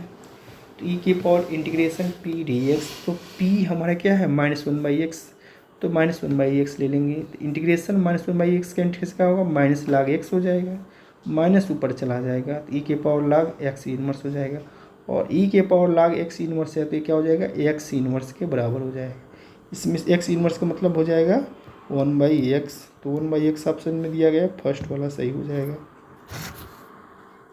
नेक्स्ट क्वेश्चन देखते हैं इसके आगे। 27 कर है कि solution of A differential equation, क्या करना है हमको, solution of A differential equation निकालना है। क्या है, 1 + x² dy और 1 + y² dx दिया गया है। तो इसमें देखो x और अलग है, y अलग है, तो सेपरेबल द वेरिएबल्स फॉर्म है, इसको अप्लाई कर सकते हैं।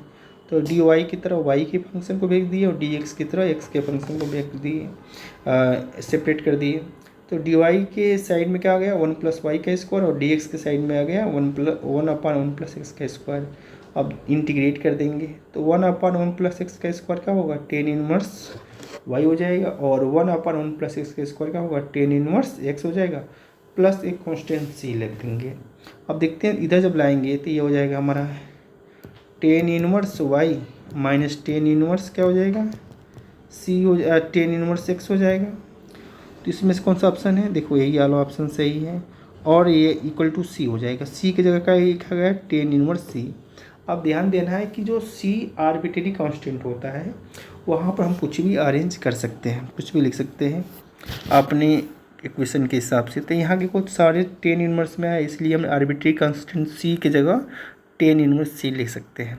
इसलिए ऑप्शन कौन सा सही हो जाएगा, डी वाला ऑप्शन सही हो जाएगा। नेक्स्ट चलते हैं। नेक्स्ट देखो 28। तो 28 में क्या कर रहा है कि the solution of A differential equation दिया गया है।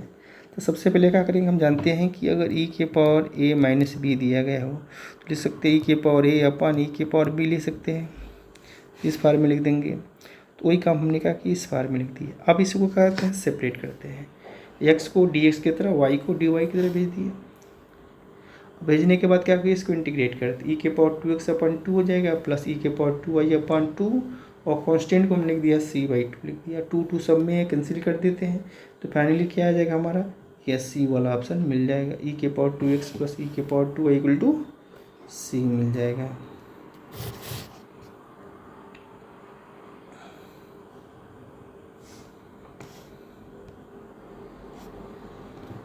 अब कह रहा है कि solution of ax + hy + g dx + hx + by + f dy = 0 होगा।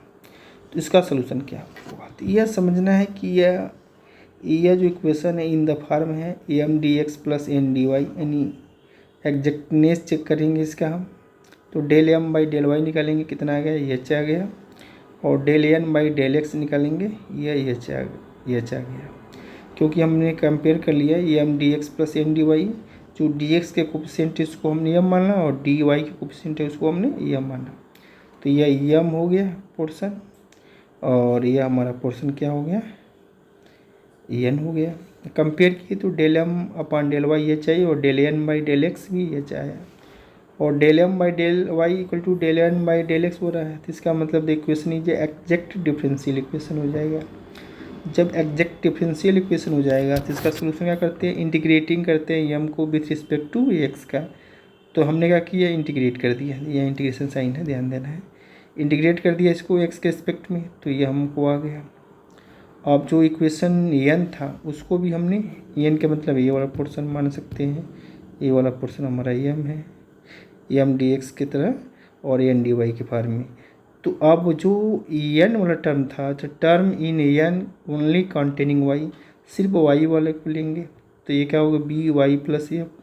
जिसमें एक्स रहेगा उसको छोड़ देंगे और कांस्टेंट टर्म और वाई वाला लेंगे, तो वाई स्क्वायर बाई 2 और एफ वाई हो जाएगा। अब दोनों का क्या कर देंगे, कंबाइन कर देंगे। ये जो इंटीग्रेशन किए हैं एम का और एन का, तो दोनों का यह आ जाएगा इक्वल टू सी।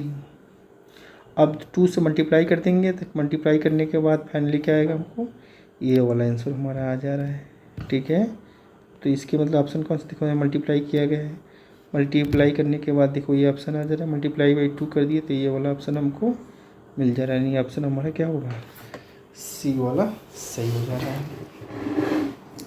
30 वाला क्वेश्चन देखते हैं। 30 क्वेश्चन से करा है, find the for the differential equation. ये डिफरेंशियल इक्वेशन दिया गया है और इसका इंटीग्रेटिंग फैक्टर निकालना। तो इंटीग्रेटिंग फैक्टर निकालने के लिए सबसे पहले हम स्टैंडर्ड फार्म से कंपेयर करेंगे। ये स्टैंडर्ड फार्म है, यहाँ p की जगह क्या दिया गया है, 1 दिया गया। इंटीग्रेटिंग फैक्टर का फार्मूला क्या होता है, ई के power integration P D x, P की जगह 1 रखेंगे तो इंटीग्रेशन 1 डी एक्स क्या हो जाएगा, एक्स, यानी इसका करेंगे तो एक्स हो जाएगा। तो ई के पावर एक्स का ऑप्शन कौन सा हो जाएगा, सी सही हो जाएगा। 31 क्वेश्चन देखते हैं। 31 है कि the general solution for a differential equation Y बराबर X P plus A under root 1 plus P square is क्या होगा। ये जो इक्वेशन हमारा क्लेरेट फॉर्म में है, क्योंकि वाई बराबर X P plus function of P जो होता है ये क्लेरेट फॉर्म होता है। इसमें हम क्या करते हैं, पी की जगह सी को रिप्लेस कर देते हैं, पी की जगह सी को रिप्लेस कर देते हैं, वही क्या हो जाता है, मेरा सोल्यूशन हो जाता है। सोल्यूशन इसका कौन सा हो जाएगा, ये हो जाएगा, क्योंकि इक्वेशन हमारा क्लेरेट फॉर्म में है। नेक्स्ट आगे बढ़ते हैं।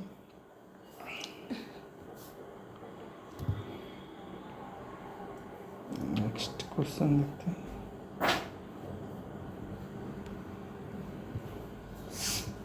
नेक्स्ट में देखते हैं कि solution of D Y by D X sine X और साइन वाई।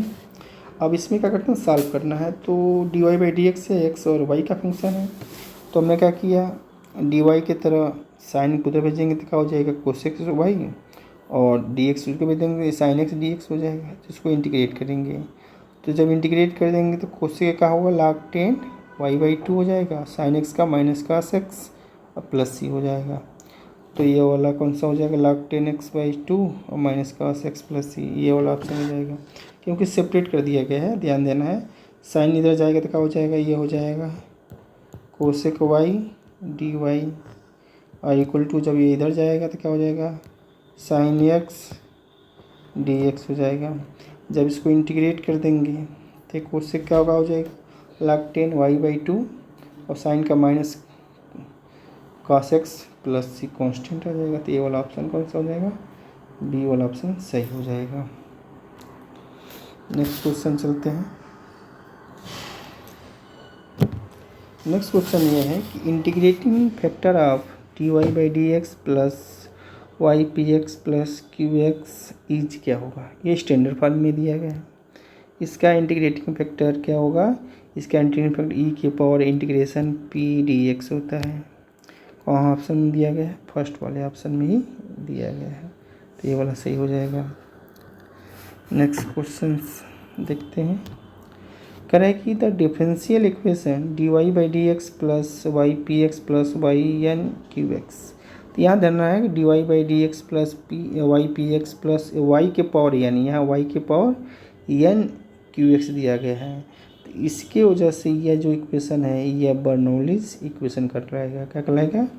बर्नौलीज इक्वेशंस कहलाएगा। ऑप्शन भी सही था इसका। 35 पे क्वेश्चन देखते हैं। 35 को समझने की कोशिश करते हैं। 35 में कह रहा है कि the differential equation d two y upon d x two plus x D Y by D x equal to 2 is. अब इसका कह रहा है कि आर्डर बताइए, डिग्री बताइए। तो हाईएस्ट डेरिवेटिव, इसका हाईएस्ट डेरिवेटिव पता करते हैं। हाईएस्ट डेरिवेटिव कितना है इसका? हाईएस्ट डेरिवेटिव पता करेंगे तो हाईएस्ट डेरिवेटिव क्या हो? D two y upon d x two. तो हाईएस्ट डेरिवेटिव 2 है तो इसका आर्डर कितना हो जाएगा? 2 हो जाएगा। पावर ऑफ हाईएस्ट डेरिवेटिव, तो पावर ऑफ हाईएस्ट डेरिवेटिव क्या हो गया? डिग्री 1 हो गया। तो इसका मतलब आर्डर 2 है, इसका डिग्री 1 है। तो ऑप्शन कौन सा हो जाएगा? डी वाला सही हो जाएगा। 36 समझने की कोशिश करते हैं। 36 क्या है? कह रहा है कि the differential equations of the family of circle. क्या है? Family of circles of radius r whose centre lies on the x axis. मतलब क्या है कि एक सर्कल है, differential equation of the family of circle of radius r है और सेंटर जो उसका है lies on the x axis. उसका जो सेंटर लाई कर रहा है एक्स एक्सिस पे लाई कर रहा है। सेंटर क्या कर रहा है? एक्स एक्सिस पे लाई कर रहा है। तो यहाँ लिखा गया है तो उसका इक्वेशंस क्या होगा? तो यहाँ थोड़ा सा समझ लेना है हमको कि the general equations of a circle with radius r centre क्या हो जाएगा? h0 हो जाएगा। क्योंकि एच से पे लाई कर रहा है तो एक्स कोऑर्डिनेट होगा, वाई कोऑर्डिनेट क्या हो जाएगा? 0 हो जाएगा। तो ये सेंटर क्या होगा इसका? h0 मान लेते हैं। ठीक है, सर्कल जो होगा तो x पॉइंट पर है। तो यहाँ ध्यान देना है कि the general equation of the circle with radius r हो जाएगा और सेंटर क्या होगा? h0। h0 क्यों मान रहे हैं? क्योंकि यह जो है x एक्सिस पे लाई कर रहा है तो x कोई कोऑर्डिनेट होगा, y कोऑर्डिनेट क्या हो जाएगा? 0 हो जाएगा। अब रेडियस कितना दिया गया है? r दिया गया है। अब सेंटर ये हो गया, रेडियस ये हो गया। अब इससे हम क्या बनाएंगे? इक्वेशन बना सकते हैं। हाँ देख सकते हैं, एक्स माइनस एच का होल स्क्वायर, वाई माइनस 0 का होल स्क्वायर, मतलब वाई का स्क्वायर इक्वल टू आर का स्क्वायर। अब ये हमारा इक्वेशन हो गया। कौन सा इक्वेशन हो गया? तो यह circle of radius r whose centre lies on the x axis. तो ये इक्वेशन हो गया। अब इस इक्वेशन को डिफ्रेंशिएट करेंगे तो ये डिफरेंशियल इक्वेशन बन जाएगा। तो कह रहा है कि eliminate the arbitrary constant H. जो आर्बिट्री कांस्टेंट क्या है? एच, जो हम अपने मन से माने हैं। इसको एलिमिनेट करना है तो इसको डिफ्रेंशिएट किए तो पावर का किए तो 2x माइनस एच और x का करेंगे तो 1 हो जाएगा। फिर यहाँ करेंगे तो 2y, y क्या होगा? dy by D x. R given है तो कांस्टेंट है 0 हो जाएगा। इसको 2 क्या करेंगे? कैंसिल कर दिए हमने, ये बचा। अब x माइनस एच की वैल्यू निकाल लिए तो minus Y D Y by D x. अब इसकी वैल्यू क्या करते हैं? इस इक्वेशन में रख देते हैं। रखने के बाद यह वैल्यू आ जाएगी हमको। स्क्वायर करेंगे तो फाइनली हमको ये आ जाएगा। अब इसमें वाई स्क्वायर कॉमन ले लेंगे तो D Y by D X का whole square plus 1 equal to R square. तो ये ऑप्शन कौन सा हो रहा है? सी वाला ऑप्शन मिल रहा है। ठीक है, तो अब ये ध्यान देना है कि डिफरेंशियल इक्वेशन हम बना सकते हैं। सबसे पहले उसका एक क्वेश्चन बनाएं और उसमें जो आर्बिट्री कांस्टेंट होंगे उसको एलिमिनेट करेंगे। आर्बिट्री कांस्टेंट क्या होंगे? जो अपने मन से मानेंगे उस इक्वेशन को बनाने के लिए। तो जैसे सेंटर तो दिया था कि एक्स एक्सिस पर टच कर रहा था, हमने अब मन से माना कि एच का कोऑर्डिनेट 0 हो गया तो x coordinate h, y coordinate 0 मान लिया। रेडियस आर गिवन तो ये कांस्टेंट की तरह काम करेगा। नेक्स्ट चलते हैं। नेक्स्ट क्वेश्चन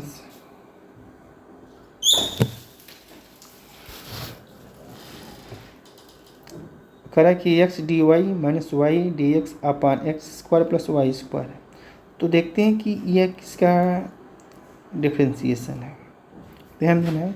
अब नीचे एक्स का स्क्वायर वाई का स्क्वायर आ गया है। अब इसको ध्यान से समझना है कि यह डिफ्रेंशिएशन इसको चेक कर सकते हैं इससे। तो यह tan inverse y by x होता है, tan inverse y by x का डिफ्रेंशिएशन होता है। तो tan inverse y by x का डिफ्रेंशिएट करेंगे तो 1/1 प्लस एक्स का स्क्वायर, फिर एक्स का करेंगे d Y by D x, तो क्या हो जाएगा यह हर गुणे अंश माइनस अंश में हर का करते हैं ना, तो यह होगा denominator in differentiation of numerator minus numerator in differentiation of denominator upon denominator का होल स्क्वायर हो जाएगा, एक्स का स्क्वायर हो जाएगा। तो इसका हमने डिफ्रेंशिएशन किया कोसेंट रूल से। अब इसको सिंप्लीफाई किया तो फाइनली हमको क्या मिला, ये इक्वेशन मिल जाएगा। तो जब हमने इसको डेरिवेटिव किया तो ये इक्वेशन मिल जाएगा, जब इसका इंटीग्रेशन करेंगे तो ये हमको आ जाएगा। तो इसका ऑप्शन कौन सा हो जाएगा, डी वाला हो जाएगा। नेक्स्ट चलते हैं। कह रहा है कि the orthogonal trajectory of a family of curve represented by the Cartesian differential equations. अब ध्यान देना है कि orthogonal trajectory of a family of curves represented by the Cartesian differential equations f x y p equal to 0 given by. अब ध्यान देना, orthogonal trajectory बनाना है किसका, family of curves represented by Cartesian differential equation. ये Cartesian differential equation है, इसका orthogonal family क्या बनाते हैं। ऑर्थोगोनल फैमिली बनाने के लिए जो फंक्शन हमारा x y p equal to 0 है, यहाँ पी का मतलब d Y by D x होता है, और रिप्लेस कर देते हैं d Y by D x जगह क्या, इसका नेगेटिव और रेसिप्रोकल। नेगेटिव रेसिप्रोकल क्या हो जाएगा, पी के जगह हम रिप्लेस कर देंगे -1 बाई पी, तो ये ऑर्थोगोनल ट्रेजेक्ट्री हो जाएगा। तो ये वाला ऑप्शन क्या हो जाएगा, अगर मान लो ये फैमिली ऑफ हमारा कर्व है तो इसका ऑर्थोगोनल ट्रेजेक्ट्री क्या होगा, पी की जगह -1 बाई पी रिप्लेस कर देंगे, यानी पी का मतलब d Y by D x होता है, तो इसका मतलब minus d x upon d y replace कर देंगे किसमें, ऑर्थोगोनल ट्रेजेक्ट्री की जब बात करेंगे किसमें, कार्टेशियन कोऑर्डिनेट सिस्टम में। तो ये वाला ऑप्शन सही हो जाएगा। इस इक्वेशन में हमने क्या किया, पी की जगह -1 बाई पी कर दिया, तो ये इसका ये क्या होगा, ऑर्थोगोनल ट्रेजेक्ट्री हो गया। यहाँ लिखे भी हैं। नेक्स्ट क्वेश्चन करें कि set of orthogonal trajectory of the family of curve whose differential equation क्या, phi are theta D R D theta equal to 0 है। तो is find the differential equation, इसका डिफरेंशियल इक्वेशन क्या है। इसके पहले वाला कार्टेशियन में था, ये क्या है पोलर में है। तो इसमें क्या करेंगे, देखो आर थीटा तो रहेगा ही, अब जहाँ D r by d theta है वहाँ रिप्लेस कर देंगे -r का स्क्वायर, और D theta by d r replace कर देंगे। तो आर और थीटा पोलर में होगा, तो d r by d theta का जगह रिप्लेस कर देंगे -r का square d theta by d r. तो यह जो इक्वेशंस है phi are theta D r by d theta, और इसका जब d r by d theta का जगह रिप्लेस कर देंगे -r का square -r square d theta by d r, तो ये ऑर्थोगोनल ट्रेजेक्ट्री का एक सेट हो जाएगा। तो ये वाला ऑप्शन इसमें सही हो जाएगा, क्योंकि आर थीटा रहेगा और D r by d theta की जगह -r का square d theta by d r replace कर देंगे।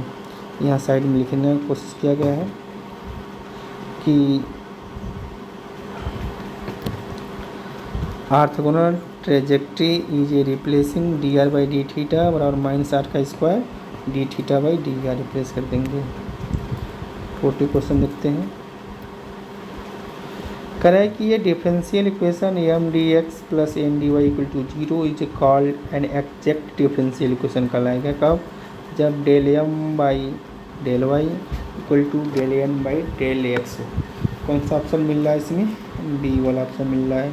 Del M by del Y equal to del N by del x जब इस फार्म में हो, किस फार्म में हो कि M D x plus N D y हो इक्वल टू 0। तो ये एग्जैक्ट डिफरेंशियल इक्वेशन कहलाएगा कब, जब del M by del y निकालें और del N by del x निकालें, दोनों इक्वल आ जाए। तो ये क्या कहलाएगा, हमारा एग्जैक्ट डिफरेंशियल इक्वेशन कहलाएगा। नेक्स्ट चलते हैं। अब इसमें ये कह रहा है क्वेश्चन कि an equations of the form y equal to p x plus function of p दिया गया है। तो ये किसका फार्म है? ये जो कहलाएगा यह क्लेरेट्स फार्म, फार्म नहीं फार्म कहलाएगा, क्लेरेट्स फार्म कहलाएगा। क्या कहलाएगा? क्लेरेट्स फार्म कहलाएगा। ठीक है, तो इसमें ऑप्शन कौन सा हो जाएगा? सी वाला सही हो जाएगा। अब देखो 42 के देखते हैं। 42 में ये कर रहा है complete the solution of differential equation. अब इसमें देख रहे हैं साइन का साइन है, इसको हम तोड़ देंगे साइन ए माइनस बी के फार्म और इक्वल टू पी हो जाएगा। साइन इनवर्स को उधर ले जाएंगे तो साइन इनवर्स पी हो जाएगा, वाई को इधर ले जाएंगे, इसको इधर ट्रांसफर करेंगे तो यह आ जाएगा वाई बराबर p x function of P के फार्म में आ जाएगा। आ गया कि नहीं? तो ये क्लेरेट्स फार्म है। क्लेरेट्स फार्म में क्या करते हैं कि जहाँ पी रहता है वहाँ सी को रिप्लेस कर देते हैं। तो यह सोल्यूशन कौन सा हो जाएगा? सी वाला सोल्यूशन हमारा क्लियर हो जाएगा। अब इस टाइप का क्वेश्चन आता है साइन कॉस साइन, तो उसको हम ए माइनस बी के फार्म में, चाहे ए प्लस बी के फार्म में जैसा पॉसिबल हो, ए माइनस बी के फार्म में अधिकांश पॉसिबल होगा, क्योंकि जब इसको हम इधर ला दिए हैं ना माइनस हो गया है, यहाँ बताया गया है। ठीक है, नेक्स्ट करते हैं 43 देखते हैं। 43 में कह रहा है the orthogonal trajectory of the system of parabola. ये पैराबोला दिया गया है, इनमें एक पैराबोला का इक्वेशन दिया गया है, इसका ऑर्थोगोनल ट्रेजेक्ट्री निकालना है। तो सबसे पहले क्या करेंगे, हम इसका डिफरेंशियल इक्वेशन बनाएंगे। तो D Y by D x करेंगे और एक्स आर्बिट्रेरी कांस्टेंट है 2x, और ये को एलिमिनेट करेंगे इक्वेशन इससे और गिवन गए इक्वेशन से। तो ये इक्वेशन हमारा बन जाएगा, ये डिफरेंशियल इक्वेशन बन गया किसका? इस पैराबोला का। अब इस डिफरेंशियल इक्वेशन का ऑर्थोगोनल ट्रेजेक्ट्री निकालना है। ठीक है, तो कह रहा है कि यहाँ पे orthogonal trajectory is replace by d Y by D x with minus d x by d Y.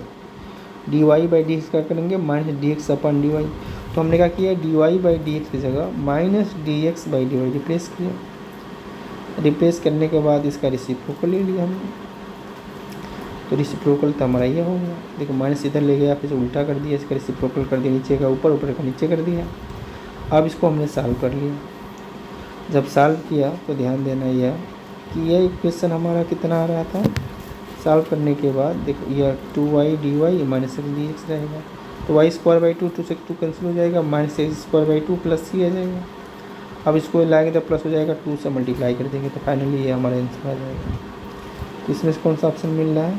ये वाला ऑप्शन हमको मिल रहा है, एक्स का square plus 2y square, x का स्क्वायर प्लस 2y स्क्वायर और 2c को c स्क्वायर लिख सकते हैं। हम सिर्फ एक्स वाई को कंपेयर करते हैं, आर्बिट्रेरी कांस्टेंट को उसके हिसाब से हम बना सकते हैं, मान सकते हैं। ठीक है, अब ये पेज थोड़ा क्लियर नहीं है, इसको नेक्स्ट पेज में हम ऐड कर दिए हैं।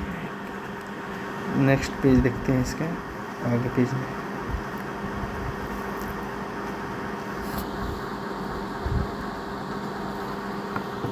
अब देखो कह रहा है कि solution of y equal to p x plus a p 1 minus p is क्या होगा। तो जानते हैं क्लेरेट्स फार्म जो इक्वेशन होता है y equal to p x plus function of p होता है, इसका जो जनरल सोल्यूशन होता है वहाँ p की जगह c को रिप्लेस कर देते हैं। तो y बराबर क्या करते हैं, p की जगह c रिप्लेस कर देंगे, तो ये हो जाएगा y बराबर सी एक्स प्लस ए सी 1 माइनस सी हो जाएगा। तो इसका सोल्यूशन क्या हो जाएगा, क्योंकि ये क्लेरेट्स फार्म में है तो जहाँ p है वहाँ c को रिप्लेस कर देंगे, तो y बराबर सी एक्स प्लस ए सी 1 माइनस सी हो जाएगा। तो ये ऑप्शन हमारा सी सही हो जाएगा। 49 देखते हैं, 49 को समझने की कोशिश करते हैं। अब कह रहा है कि the solution of y square minus 2pxy plus P square x square minus 1 equal to m square is. अब इसका सोल्यूशन क्या होगा, इसका सोल्यूशन क्या होगा। नेक्स्ट क्वेश्चन देखते हैं।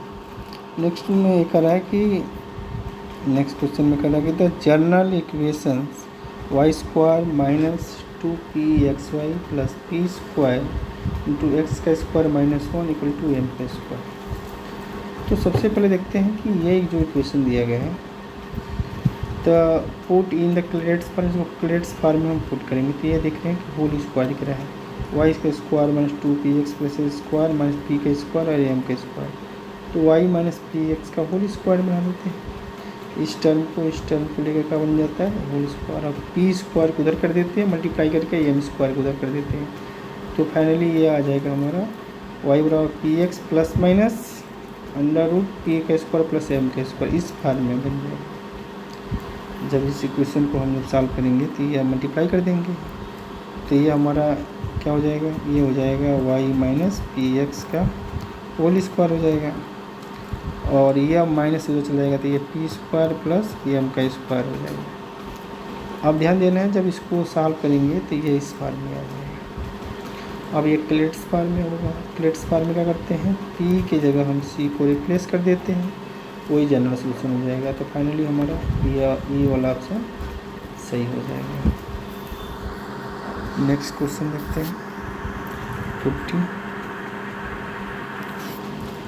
करें कि द जनरल इक्वेशन एक्स का स्क्वायर माइनस 2x वाई का स्क्वायर प्लस वाई का स्क्वायर वाई के पावर 4 एक्स के power 4 minus 2x Y square plus Y के power 4 D x minus 2x का square minus Y minus 4x Y का square plus sine Y D Y equal to 0।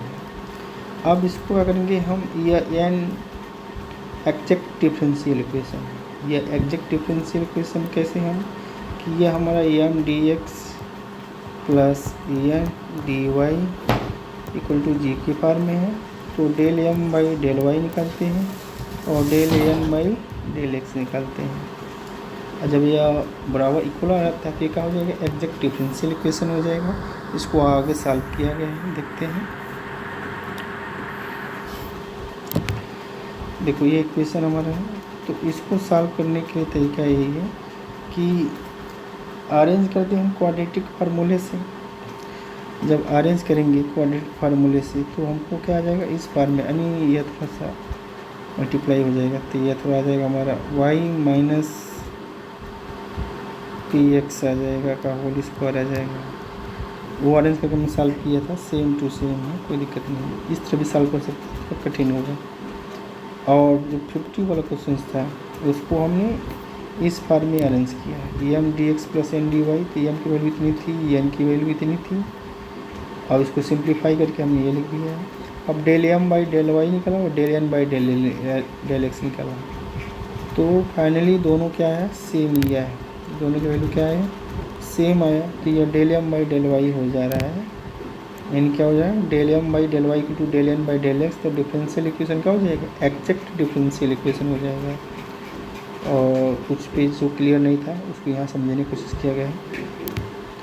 करें कि orthogonal trajectory of the family of circle, ये circle का equation दिया गया है और ये पैरामीटर्स है, तो इसका ऑर्थोगोनल ट्रेजेक्ट्री क्या है।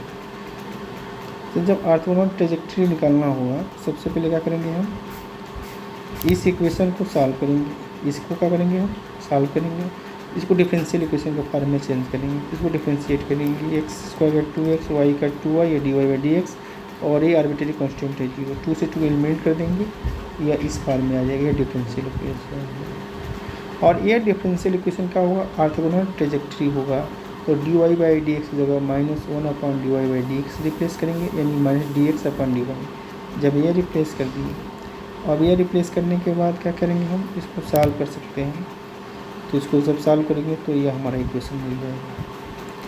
ठीक है, तो इस कर्व का ये क्या हो जाएगा, orthogonal trajectory of the families हो जाएगी। ठीक है, तो इसका क्या हो जाएगा, x बराबर, इसको रिप्लेस कर सकते हैं सी वाई, तो वाई बाई सी, तो इसमें कौन सा ऑप्शन मिल रहा है, डी वाला ऑप्शन मैच कर रहा है। ठीक है, ए वाला ऑप्शन सही हो जाएगा।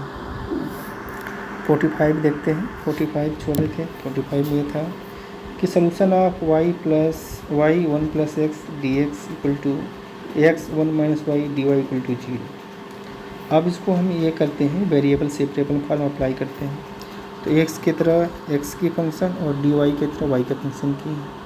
अब उसको सेपरेट किए, सेपरेट करने के बाद इसको इंटीग्रेट कर दिए। जब इंटीग्रेट कर दिए तो ये हमारी वैल्यू कितना है, तो वैल्यू का लास्ट में हमारा देखो log y माइनस वाई हो जाएगा, और log minus x log x minus x हो जाएगा, प्लस सी हो जाएगा।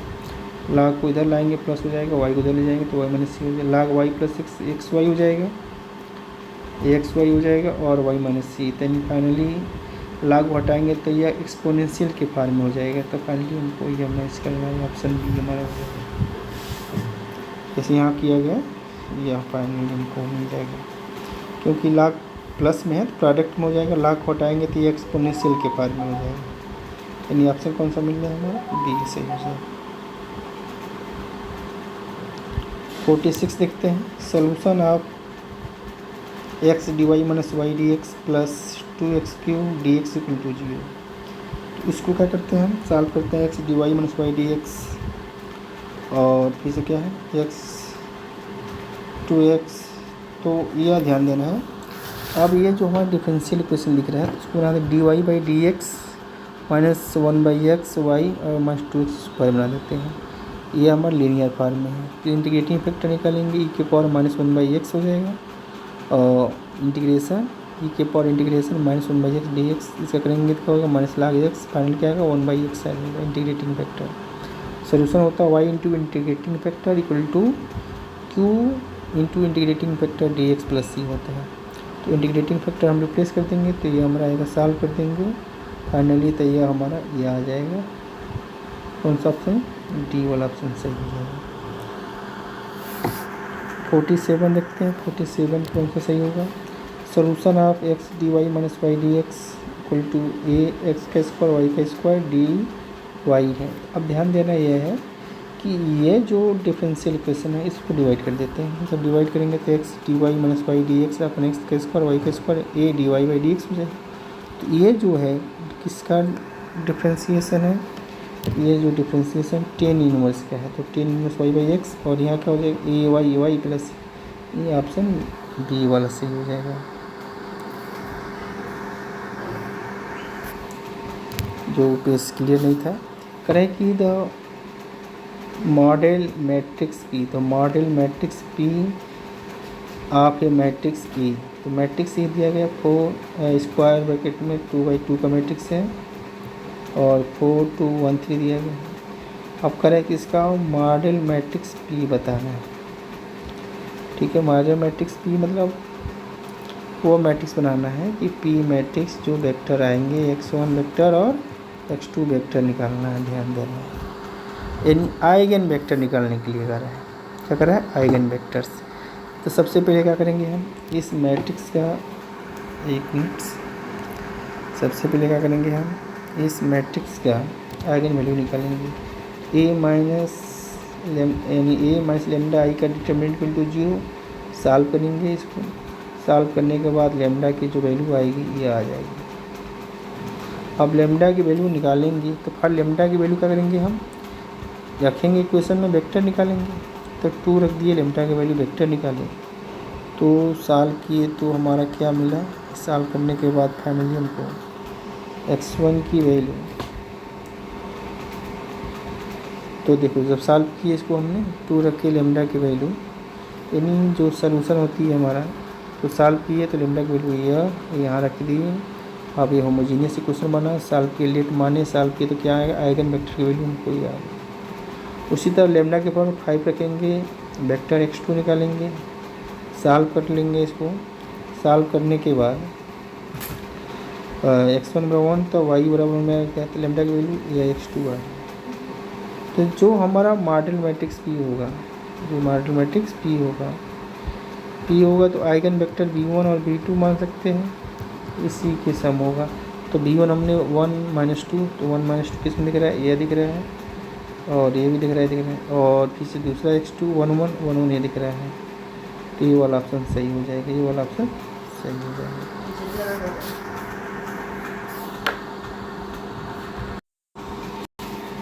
लास्ट क्वेश्चन 7 जो था छोटा हुआ था, इसमें देख ध्यान देना है कि the modal matrix P of a matrix C. इसका मतलब हुआ कि इस मैट्रिक्स का आइगन वेक्टर निकालना है। तो हमने लेमडा की वैल्यू निकाल लिया था 2 और 5, उसी करस्पॉन्डिंग हमने निकाल लिया, 2 का करस्पॉन्डिंग हमने वेक्टर निकाल लिया था। तो यह वेक्टर आया था, इक्वेशन को सॉल्व किए हमने तो आइगन वेक्टर हमारा x1 मिला। दूसरा लेमडा बराबर 5 रखे, इसको सॉल्व किए हमने होमोजीनियस बनाकर, तो यह मान के वैल्यू क्या आ गया, हमारा दूसरा वेक्टर आ गया। जब हम P निकालेंगे तो ये क्या हो जाएगा हमारा x1 कामा x2 मैट्रिक्स के बाहर रखेंगे, यही हमारा क्या होगा मॉडल मैट्रिक्स P का लाएंगे। ठीक है, तो कौन सा मैच कर रहा है, ये मैच कर रहा है, ये सही हो जाएगा। 8 देखते हैं, 8 क्वेश्चन छूटा हुआ था उधर।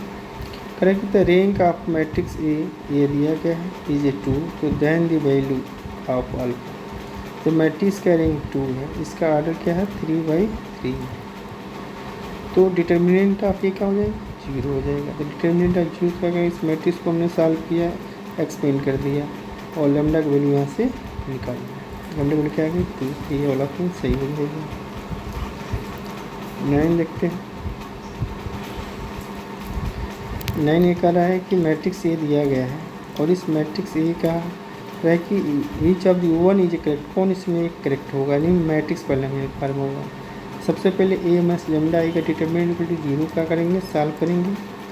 तो ये हमने किया, इसको एक्सपेंड किया, सॉल्व करेंगे।